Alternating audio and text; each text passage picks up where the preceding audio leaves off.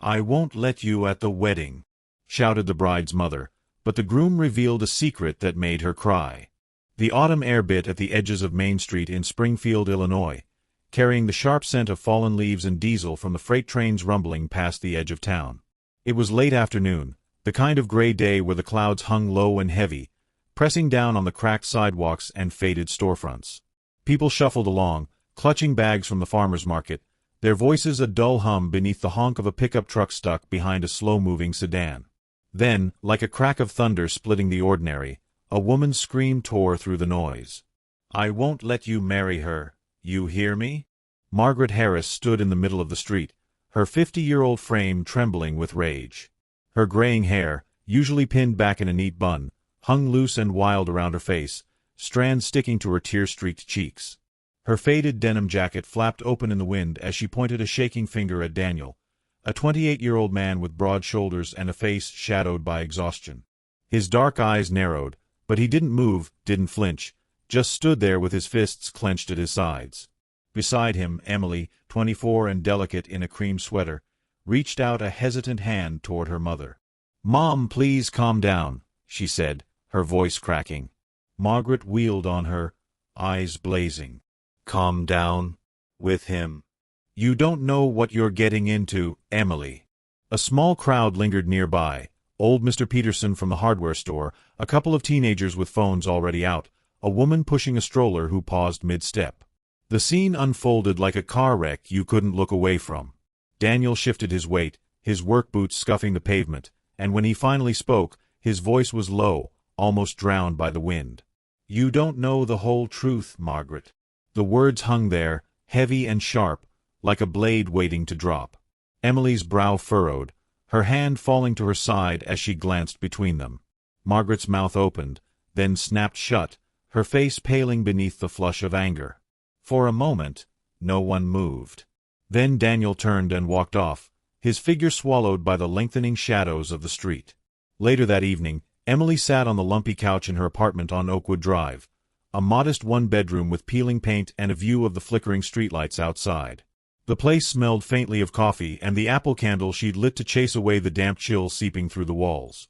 On the coffee table sat a stack of wedding invitations, crisp white envelopes with silver lettering. She and Daniel were set to marry in 3 days. She traced a finger over one, her mind replaying the scene from earlier. Her mother's hatred for Daniel wasn't new, but it had never exploded like that before, not in public, not with such raw venom. Margaret had called him a drifter, a nobody, ever since Emily brought him home a year ago. He'd been quiet about his past, raised in foster care, no family to speak of, but he was steady, kind, the kind of man who fixed her leaky sink without being asked and left notes on her pillow when he worked late at the auto shop. So why did her mom despise him so much? The rain started then, a soft patter against the window that grew into a steady drumbeat, matching the restless thud of her heart. She stood and wandered to the kitchen, where a pot of coffee still sat warm on the counter.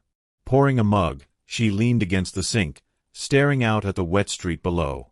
A train whistled in the distance, its mournful cry cutting through the night. She thought about calling Daniel, but her phone stayed silent in her pocket. Instead, her mind drifted to her mom. Margaret had raised her alone after Emily's dad left when she was 5. They'd scraped by, living off Margaret's waitressing tips and the occasional odd job, until Emily landed a gig as a receptionist at the local clinic. Margaret was tough, proud, the kind of woman who'd stare down a storm and dare it to blink first. But today, she'd looked scared. The creak of the apartment door broke her reverie. Emily turned, expecting Daniel, but it was Margaret, her jacket dripping water onto the worn rug. "We need to talk," her mom said, voice hoarse.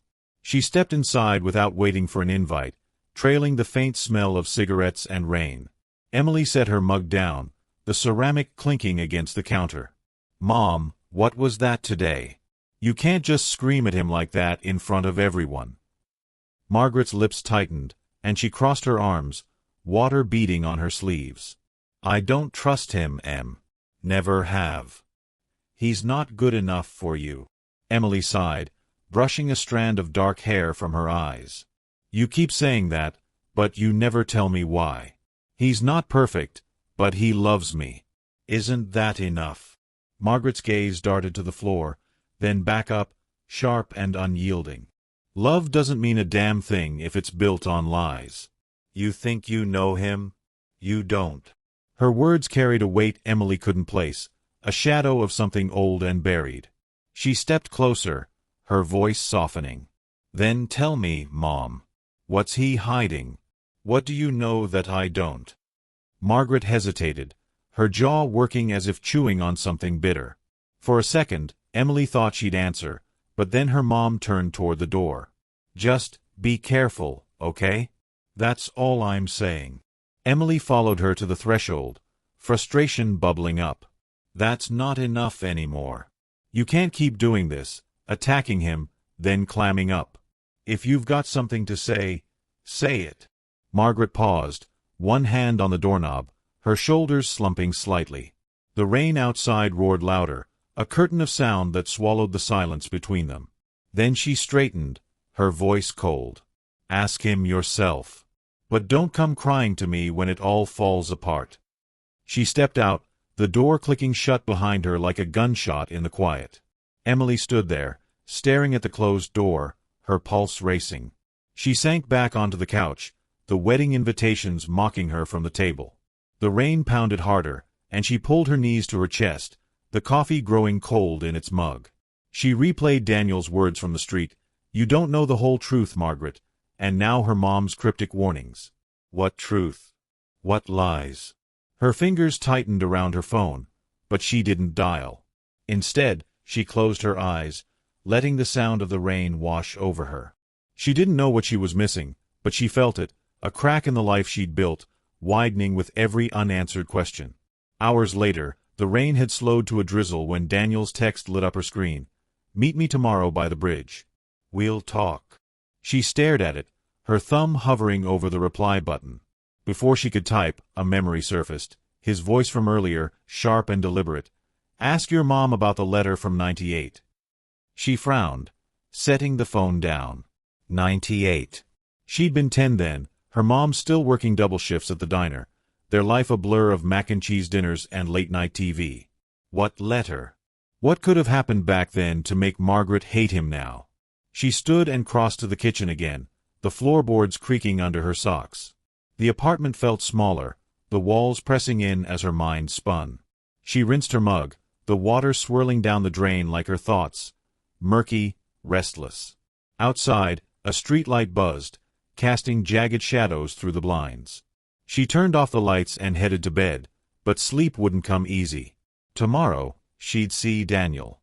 Tomorrow, she'd ask. But as she lay there, the train's distant whistle threading through the night, a new question gnawed at her. What if the truth was worse than she could imagine?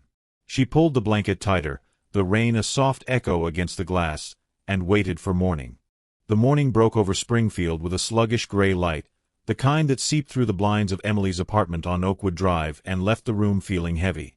She'd barely slept, the rain's rhythm fading into a restless hum that kept her tossing beneath the blanket. Daniel's text, "Meet me tomorrow by the bridge," glowed on her phone screen when she checked it again, the timestamp reading 2 hours past midnight. She rubbed her eyes, the memory of her mother's cryptic warning tangling with his mention of a letter from 98. Coffee wouldn't fix the knot in her stomach, but she brewed a pot anyway, the gurgle of the machine filling the quiet as steam clouded the kitchen window. Outside, the street glistened wet, puddles reflecting the dull sky, and a pickup truck rumbled past, its tires hissing on the asphalt. She couldn't shake the image of Margaret standing in her doorway last night, rain dripping from her jacket, her face a mask of something Emily couldn't name. Anger, yes, but something deeper, something broken. She sipped the coffee, bitter and too hot, and decided she couldn't wait for Daniel's answers alone. She needed to push her mom first. Grabbing her coat, a faded green thing she'd worn since high school, she headed out, the chill biting her cheeks as she locked the door. The walk to Margaret's house on Maple Avenue was 10 minutes, past the old diner where her mom used to work and the gas station with its flickering neon sign. The town felt smaller today, the familiar corners pressing in like they were holding their breath. Margaret's place was a squat brick house with a sagging porch, the yard littered with wet leaves and a rusted lawn chair tipped over by the wind. Emily knocked, the sound sharp against the stillness, and after a moment, the door creaked open. Margaret stood there in a frayed robe, her hair pulled back tight, eyes shadowed like she hadn't slept either. "What do you want, Em?" she asked, her voice rough, stepping aside to let her in. The living room smelled of stale smoke and the lavender air freshener Margaret sprayed too much of, the TV muttering a morning news segment about a factory closure downstate. Emily didn't sit, just stood by the couch, clutching her coat. "We need to talk about yesterday. About Daniel. And this letter he mentioned." Margaret froze, her hand halfway to a cigarette pack on the coffee table. The air shifted, thick with something unspoken, and Emily pressed on. "He said to ask you about a letter from '98. What's he talking about, Mom?" Margaret's lips thinned, and she turned away, crossing to the window where the blinds were half drawn, letting in slivers of light. "He's filling your head with nonsense," she said, but her voice trembled at the edges. "There's no letter. He's just stirring trouble because he knows I see through him." Emily stepped closer, frustration simmering. "See through what? You keep saying he's no good, but you won't tell me why. If there's nothing to it, why'd you burn something last night?" Margaret whipped around, eyes wide. "What are you talking about?" Emily swallowed, her pulse quickening. She hadn't meant to say that, she'd only guessed, piecing together the faint smell of smoke on her mom's jacket and the way she'd dodged the question. "I don't know, Mom. You tell me. Were you burning something? A letter, maybe?" For a heartbeat, Margaret looked cornered, her hands fidgeting at her sides. Then she straightened, her face hardening. "You're imagining things. I don't owe you or him any explanations. If you're smart, you'll call off this wedding before it's too late." She grabbed the cigarette pack and lit one, the flame trembling in her grip as she exhaled a cloud of smoke. Emily stared at her, the words sinking in like stones. She wanted to argue, to demand more, but the wall between them felt thicker than ever. "Fine," she said, voice tight. "I'll ask Daniel then." She turned and left, the door slamming behind her, the sound echoing down the quiet street. The walk back felt longer, the wind sharper, tugging at her coat as her thoughts churned.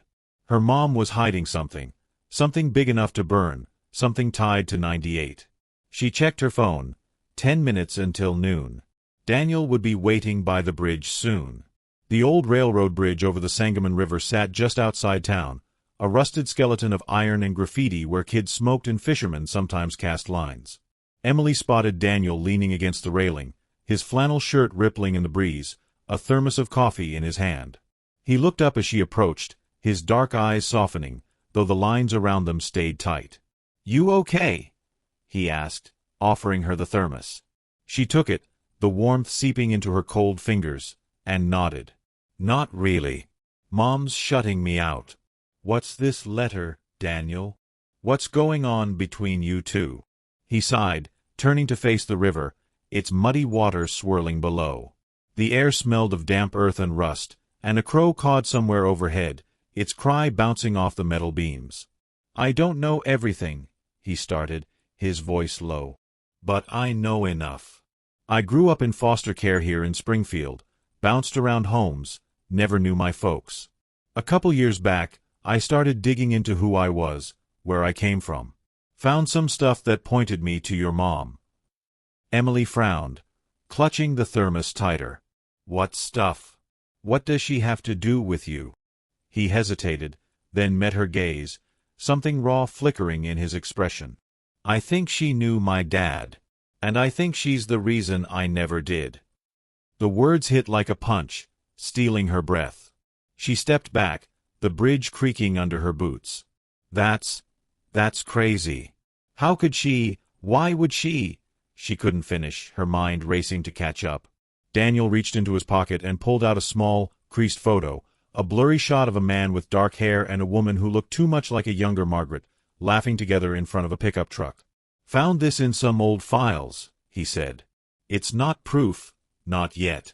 But it's enough to make me wonder." Emily stared at the photo, her stomach twisting.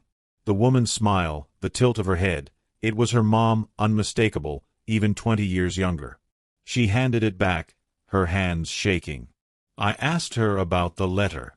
She denied it, but I think she burned it last night. She's scared, Daniel." What happened in '98? He shook his head, shoving the photo back in his pocket. I don't know the whole story, but I'm close. I've got a friend from the Foster days, Jake. He's got more on my dad. I'm meeting him tomorrow.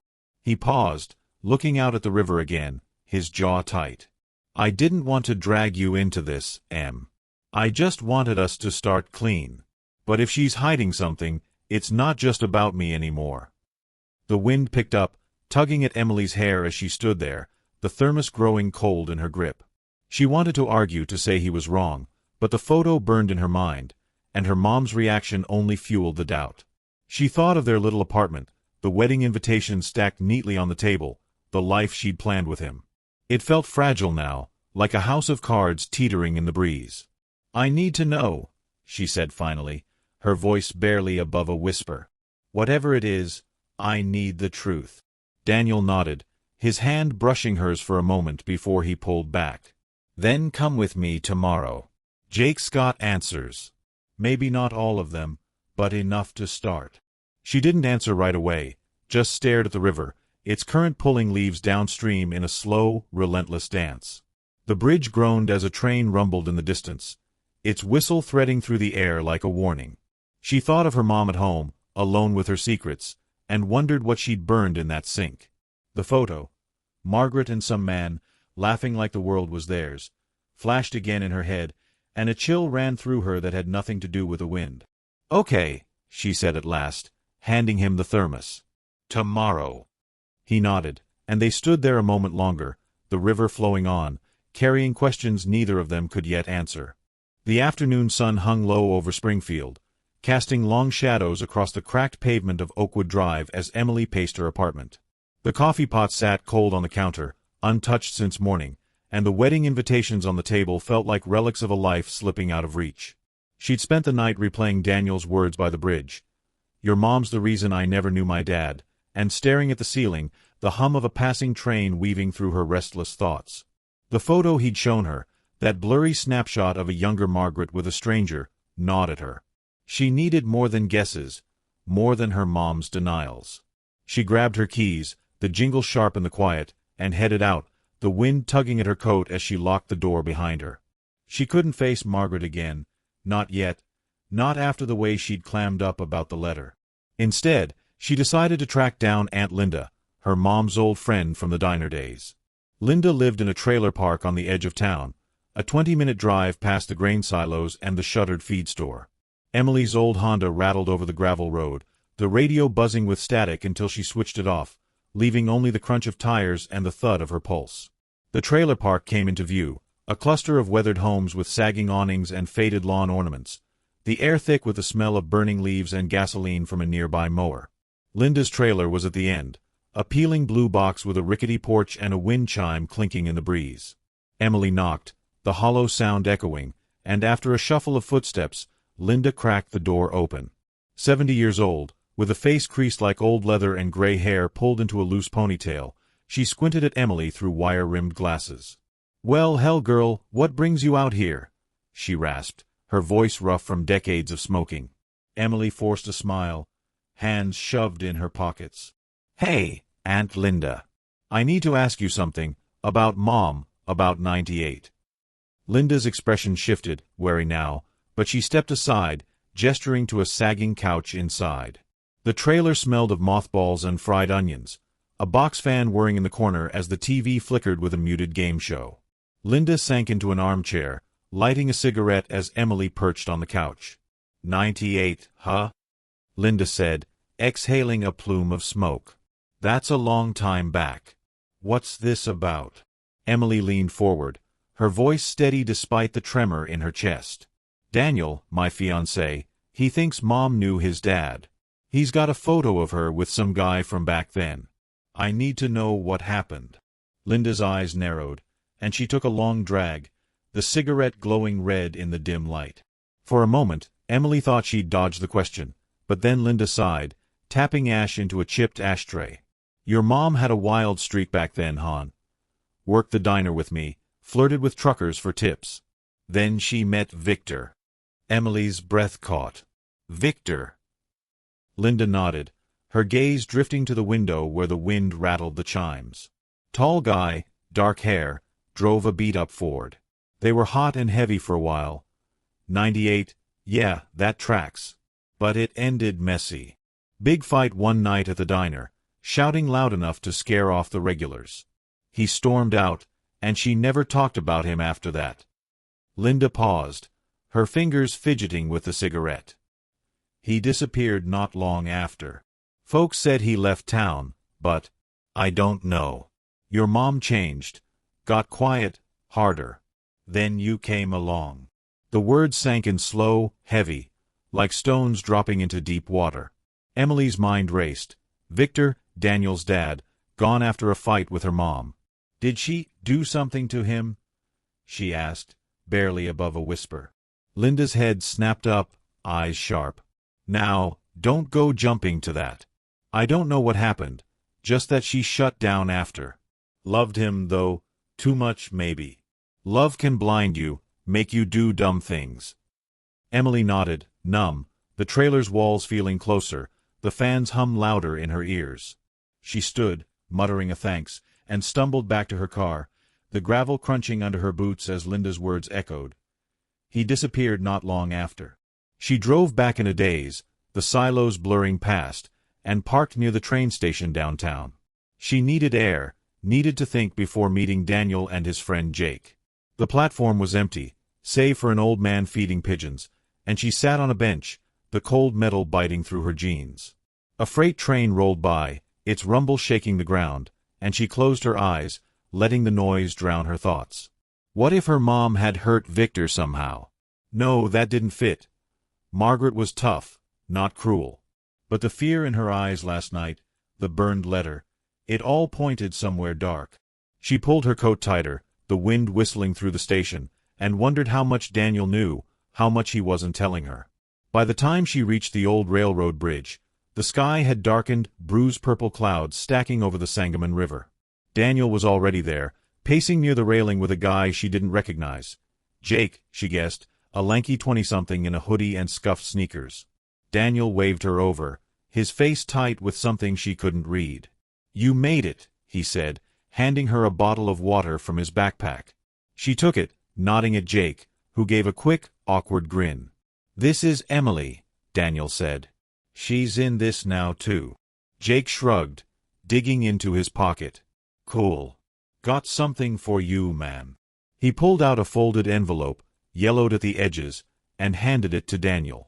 Emily watched as Daniel unfolded it, revealing another photo, this one clearer, Victor and Margaret standing by a riverbank, her head on his shoulder, his arm around her waist. A handwritten note was tucked inside, scrawled in faded ink, "Maggie, I'll fix this.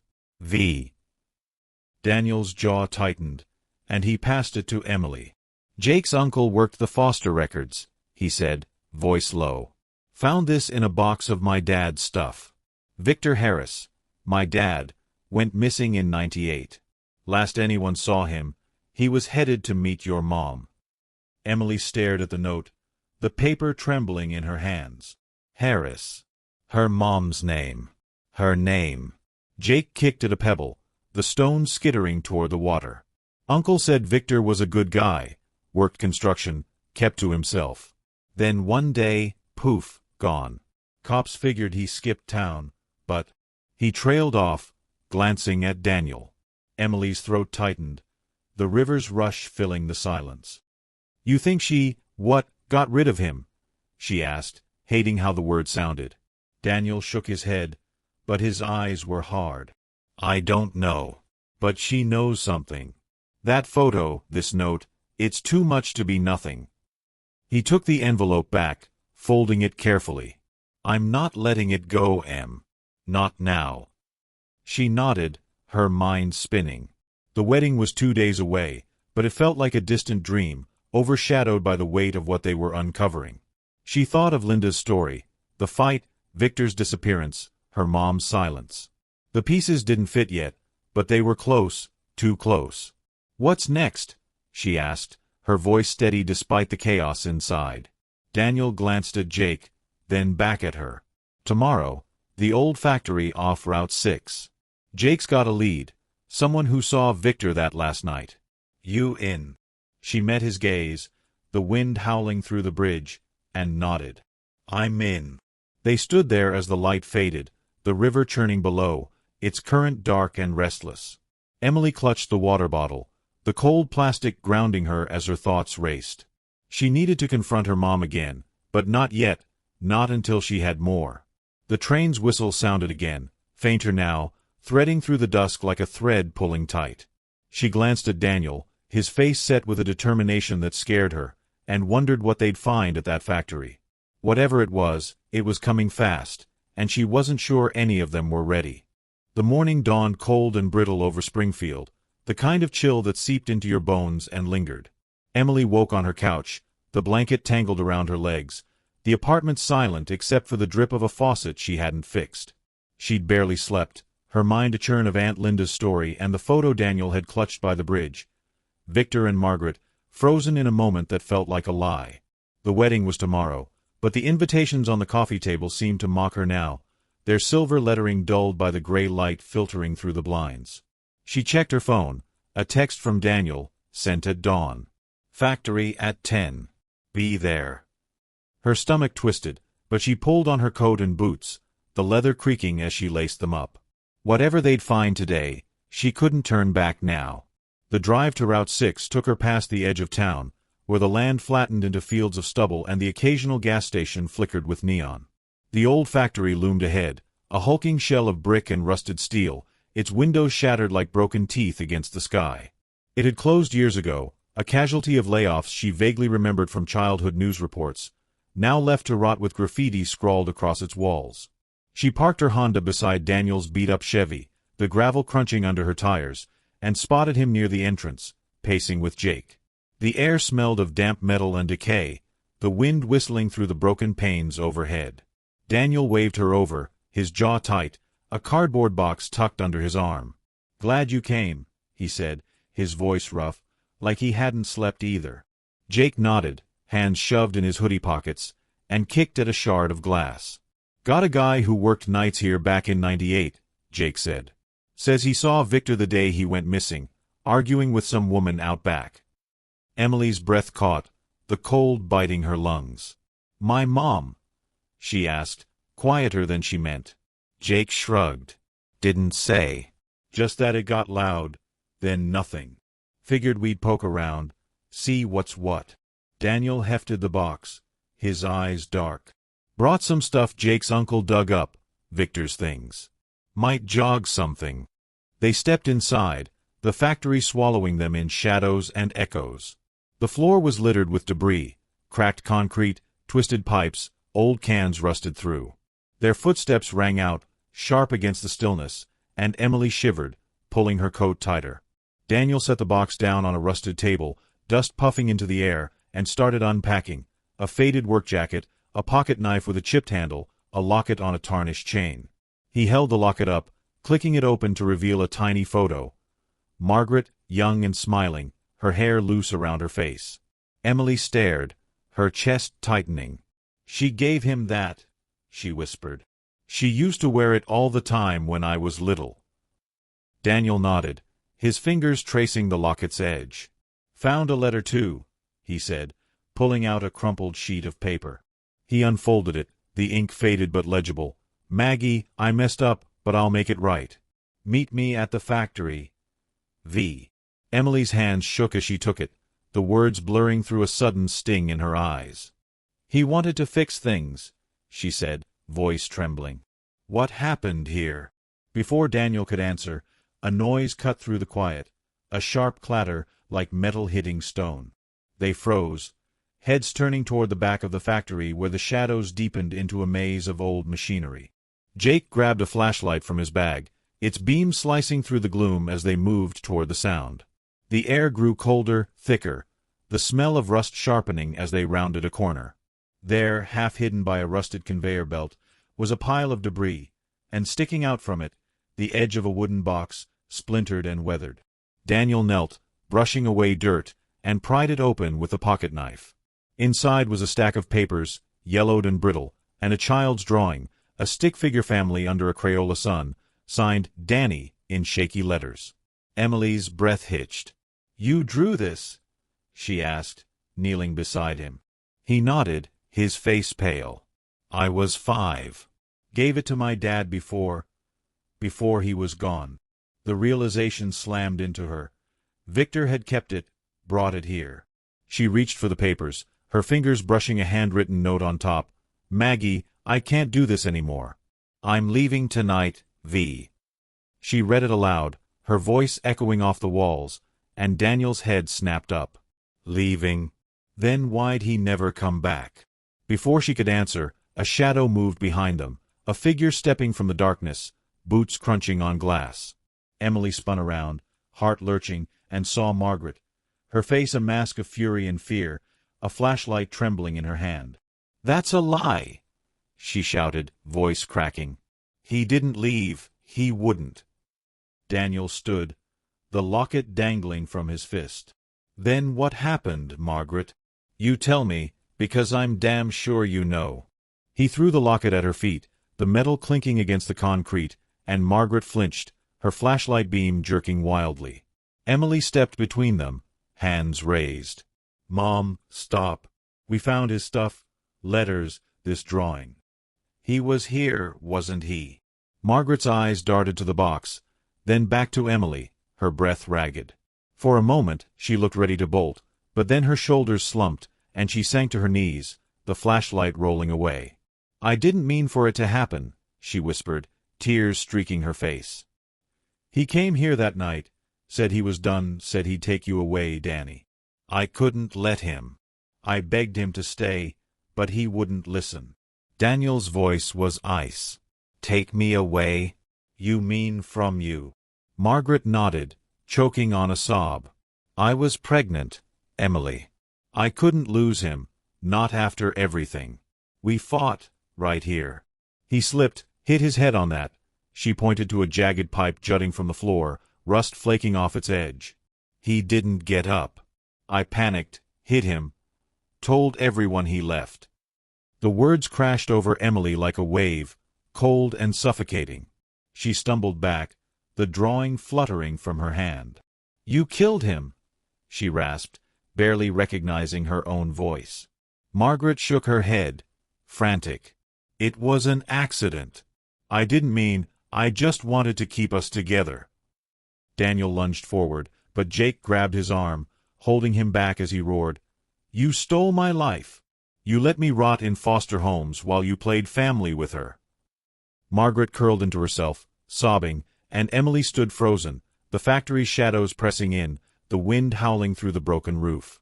She stared at the pipe, imagining Victor's fall, her mom's panic, the lie that followed. Her legs gave out, and she sank to the floor, clutching the locket Daniel had thrown. The tiny photo of Margaret smiled back at her, a stranger now. "Everything I knew about you was a lie," she whispered, tears spilling over. She thought of the wedding, the apartment, the life she'd built, all crumbling under this truth. Daniel knelt beside her, his anger fading into something hollow, and Jake stood silent, the flashlight beam flickering across the scene. Margaret's sobs filled the space, raw and broken, but Emily couldn't look at her. She needed air, needed out. She staggered to her feet, the locket slipping from her fingers, and turned to Daniel. "I can't do this. Not the wedding, not now. I need time." Her voice cracked, and she pushed past him, past the box, the pipe, the weight of it all, her boots echoing as she ran toward the exit. The cold hit her like a slap as she burst outside, the factory's silhouette looming behind her. She didn't know where she was going, only that she couldn't stay, not with her mom's confession ringing in her ears, not with Daniel's pain mirroring her own. The night after the factory stretched long and restless over Springfield, the kind of dark that clung to the edges of everything. Emily didn't go home. She couldn't face the apartment on Oakwood Drive, its quiet corners now heavy with the weight of her mom's confession, Victor's death, an accident buried under decades of lies.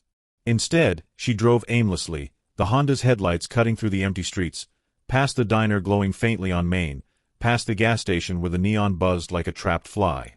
The radio stayed off, the silence broken only by the hum of the engine and the occasional rumble of a freight train slicing through the distance. Her eyes burned, dry from crying, and her hands gripped the wheel until her knuckles whitened. She didn't know where she was running to, only that she couldn't stop. By dawn, she found herself parked near the Sangamon River, the same spot where Daniel had shown her that first photo days ago. The water moved slow and steady, its surface catching the pale light creeping over the horizon. She stepped out, the gravel crunching under her boots, and leaned against the hood, the metal cold through her jeans. The air smelled of mud and wet leaves, a crisp bite that stung her lungs as she breathed deep. She replayed Margaret's words. He slipped, hit his head. I panicked, each one a shard lodging deeper. Her mom had killed a man, accidentally or not, and built a life on that secret, raising her while Daniel grew up alone. The wedding, set for today, felt like a ghost hovering just out of reach, its promise shattered on that factory floor. She sat there, watching the river, until the sun climbed higher, painting the clouds in streaks of gold and gray. Her phone buzzed in her pocket, Daniel again, a simple, "Where are you?" She didn't reply. Not yet. She needed space, needed to figure out what came next when everything she'd known had unraveled. The wind picked up, tugging at her hair, and she closed her eyes, letting it wash over her. Victor's face from the photos flickered in her mind. Dark hair, a smile like Daniel's, and she wondered what he'd been like, what he'd wanted before that night stole him away. She'd never know, and that ache settled heavy in her chest, a quiet grief for a man she'd never met. Back on Maple Avenue, Margaret sat alone in her kitchen, the house silent save for the tick of a clock on the wall. She hadn't slept either, her eyes red-rimmed and shadowed, a half-empty coffee mug cold in her hands. The table held a small leather journal, its cover worn smooth, pages yellowed at the edges, Victor's, found in a drawer she'd avoided for years. She'd gone to Daniel's place on Jefferson Street the day before, after Emily ran from the factory, and left it on his doorstep with a note, "I'm sorry." She hadn't knocked, hadn't faced him, just stood there in the dusk, the weight of her guilt pressing her down, then walked away. Now, staring at the clock, she wondered if he'd read it, if he'd ever forgive her. The journal's pages were sparse, Victor's handwriting jagged and rushed. Notes about jobs, a sketch of a truck, a line about a boy he'd named Daniel. One entry, dated a week before that night in '98, stopped her cold. "Maggie's pregnant again. I want to stay, but she's scared. Gotta fix this." She traced the words, her fingers trembling, and let the tears come again, silent and steady. She'd loved him, fierce and clumsy, and when he'd threatened to leave with Daniel, 5 years old and oblivious, she'd panicked, chasing him to the factory, begging him to stay. The fight, the fall, the pipe, it played on a loop in her head, a nightmare she couldn't wake from. She'd hidden him under debris, told the town he'd left, and carried the lie ever since. Daniel found the journal that morning, sitting on his sagging couch in the cramped apartment, the box from the factory open beside him. He'd stayed up all night, replaying Margaret's sobs, Emily's broken voice, "I can't do this." The drawing he'd made as a kid lay on the table, its Crayola lines a faint echo of a life he'd lost. He opened the journal, the note fluttering out, her shaky scrawl, "I'm sorry," and read it slowly, page by page. Victor's words hit hard, a father he'd never known reaching out through faded ink. When he got to that last entry, his throat tightened, and he set the book down, staring at the wall. She'd been pregnant with Emily, scared and desperate, and he'd been the bargaining chip Victor wanted to take. He didn't hear the knock at first, lost in the tangle of it all, but it came again, sharper. He stood, crossing the room in 3 strides, and opened the door to Margaret. She looked smaller, fragile in her old denim jacket, her hands clasped tight. "Can I come in?" she asked, voice barely there. He stepped aside, silent, and she entered, her gaze landing on the journal. "You read it," she said, not a question. He nodded, leaning against the counter, arms crossed. "Yeah. Doesn't change what you did." She flinched, but didn't argue, just sank into a chair, her fingers twisting together. "I don't expect it to. I needed you to know he loved you. And I'm sorry, for all of it."